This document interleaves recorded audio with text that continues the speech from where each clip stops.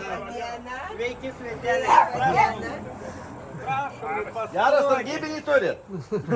Geras sargybinį turi. Jo, čia mano apsauginis.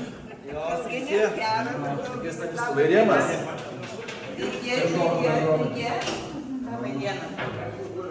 O, kai čia pasisvėsa ir dėstų ir gerai.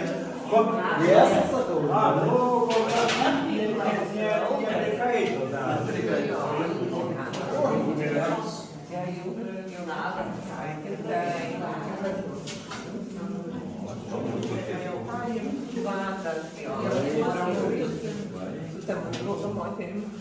Nenorėtai paimti. Ar galima fotografuoti? Ačiū.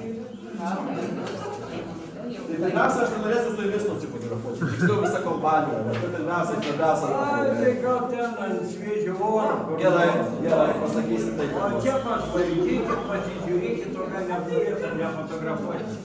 Jūs papasakokit gal ką nors biškį. Nu, gal pirmas galas kokių klausimų čia iškyla. Pirmas klausimas, čia jūs nutapėt viską padarėt, čia kas yra? Tai Nu, čia jūs... atrodo, pažiūrėjau, tapiau, limdžiau, va ten kitam kambarė bus mano skulptūra. Mano tapyba, ten ant sienų, kitam kambarė. Čia mano tapyba. Opa, Čia čia mano.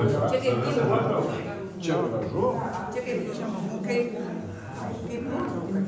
Ir dar kas, Stanislovas baigė bakalaurą šiais metais, nu, nes irgi, kaip sakyti, administracija sakė, kad tai negali jis apie savo meną pasakoti, nes jis neišsilavinęs, apie savo meną negali pasakoti.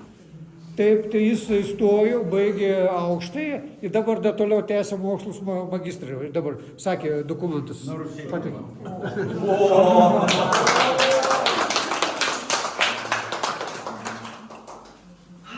Papasakok, šitas paveikslas toks įdomus, čia kažkoks tai toks labai. Ką? Kartas mintis kyla iš nenumatyt. Nu, ne kartais, bet visuomet kyla nenumatytai ta mintis.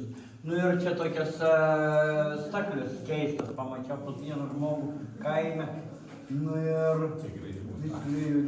interesnas tos staklius, nu, reikėtų anas nupaišyti. Nu, bet vien metalą kažkaip nemėgstu tų natiurmortų paišyti. Tai sugalvojau apdėlioti žmogeliukai. Visai neblogai, ne aukštai. Ir kažkokia idėja. Ir?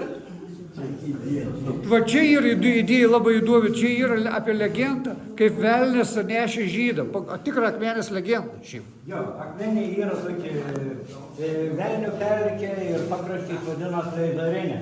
Tai nuo senų laikų ten velnių pelkėje gyveno žydai, ne žydai, velniai ir nemėgdavo šabą naktį parsitempti kokį nors žyduką savo reikmėm. Ir paskui pasistačius akmens miestai,